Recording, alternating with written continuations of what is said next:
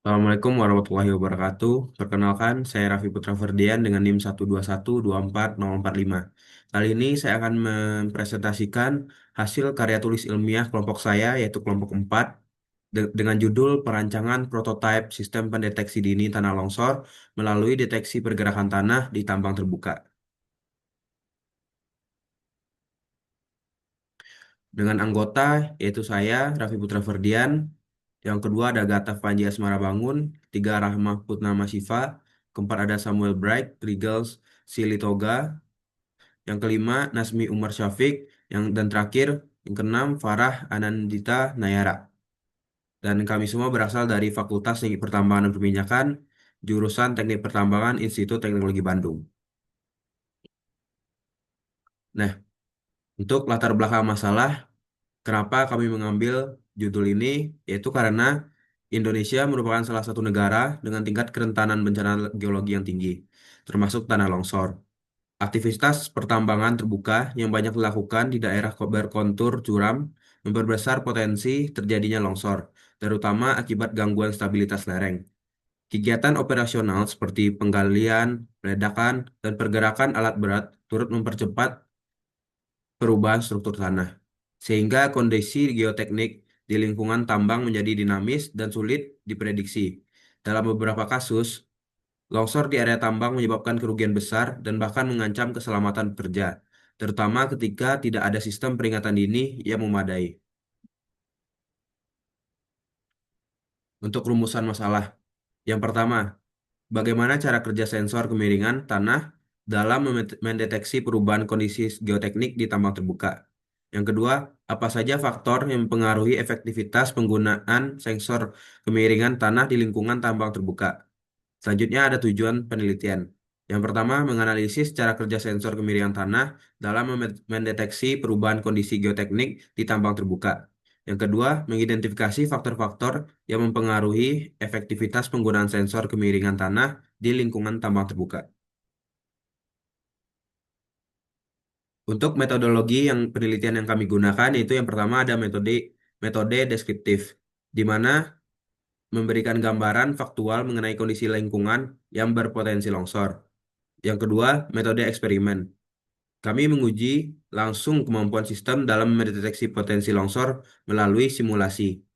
Dan untuk pengumpulan data, kami menggunakan yang pertama dengan metode studi literatur, di mana kami mengumpulkan teori dari berbagai jurnal, buku, dan sumber tertulis lainnya.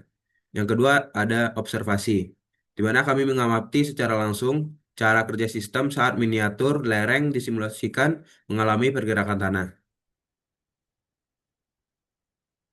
Nah, untuk desain prototipe kami sendiri ada dilihat pada gambar di layar. Jadi, mana kami merancang sebuah prototipe sederhana menggunakan alat dan bahan seperti sensor MPU 6050, di mana Arduino Uno sebagai memproses data, LCD dan buzzer sebagai alarm. Prototipe ini ditempatkan pada sebuah miniatur lereng yang terbuat dari triplex dan diisi dengan tanah. Untuk cara kerja dari sistem ini yaitu yang pertama, sensor MPU 60 diletakkan di atas miniatur lereng untuk mengukur sudut kemiringan secara real time. Yang kedua, data sudut dibaca dan diolah oleh Arduino Uno. Yang ketiga, jika sudut kemiringan terdeteksi melebihi ambang batas aman, yaitu 30 derajat, sistem akan mengaktifkan alarm.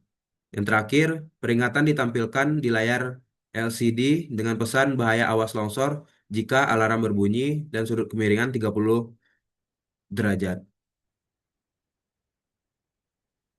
Nah, untuk hasil pengujian dan analisis. Pada kondisi aman, yaitu pada tabel nomor 1 sampai 5, saat lereng dalam posisi stabil, resultan sudut yang terukur berada di bawah 30. Sistem menampilkan notifikasi kondisi aman dan alarm tidak aktif.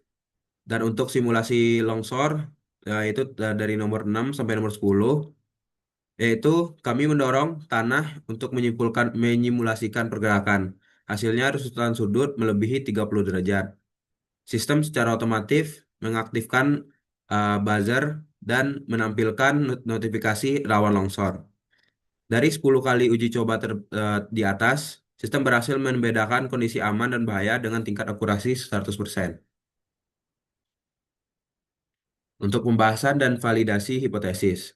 Hasil pengujian membuktikan bahwa sensor MPU-60 dapat bekerja efektif mendeteksi pergerakan lereng, perubahan sudut yang diukur, serta sensor berkorelasi langsung dengan pergerakan fisik pada miniatur lereng. Dengan ini, hipotesis kami bahwa sensor pergerakan tanah dapat mendeteksi perubahan sudut secara drastis sebagai indikator longsor terbukti. Sistem kami berhasil mendeteksi pergerakan tanah dan menampilkan status bahaya sesuai dengan kondisi yang ada. Untuk keterbatasan dan faktor yang mempengaruhi, kami menyadari bahwa adanya beberapa keterbatasan dalam penelitian yang kami lakukan, yang di mana keterbatasan tersebut adalah yang pertama pengujian hanya dilakukan pada prototipe buatan, bukan di lapangan langsung. Yang kedua, skala prototipe yang masih sangat sederhana. Yang ketiga, sistem belum dilengkapi modul GPS untuk pelacakan lokasi di mana longsor terjadi. Adapun faktor-faktor yang mempengaruhi efektivitas sensor di lapangan adalah yang pertama faktor lingkungan, di mana getaran dari aktivitas lain di sekitar tambang dapat menjadi noise yang mengganggu pembacaan. Yang kedua faktor instalasi, di mana kestabilan pemasangan tiang sensor sangat penting agar sensor hanya mendeteksi pergerakan tanah murni.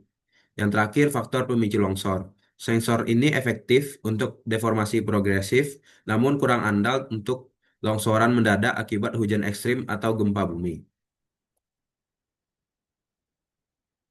Nah, kesimpulan dari hasil penelitian kami. Yang pertama, sensor kemiringan MPU-60 bekerja dengan cara mendeteksi perubahan sudut orientasi lereng secara real time. Perubahan sudut yang drastis menjadi indikator utama adanya pergeseran tanah yang berpotensi longsor.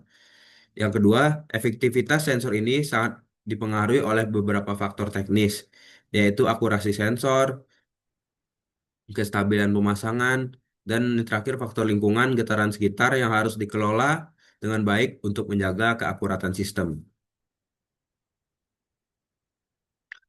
Dan untuk saran dan pengembangan, perangkat keras, desain sensor perlu diperkuat agar lebih tahan banting untuk kondisi lapangan secara realistis.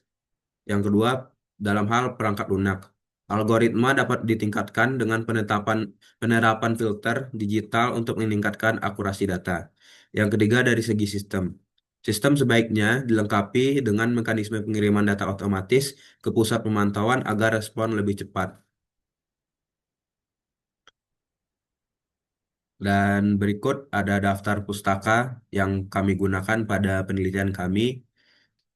Sebagai penutup, kami ingin menekankan bahwa meskipun prototipe ini masih dalam skala sederhana, pengembangan sistem peringatan dini berbasis sensor memiliki potensi besar untuk meningkatkan aspek keselamatan kerja di sektor pertambangan di Indonesia. Kami menyadari bahwa sepenuhnya laporan ini masih memiliki banyak kekurangan. Kritik dan saran yang membangun sangat kami harapkan demi perbaikan di masa mendatang. Saya Raffi Putra Ferdian, 1212445.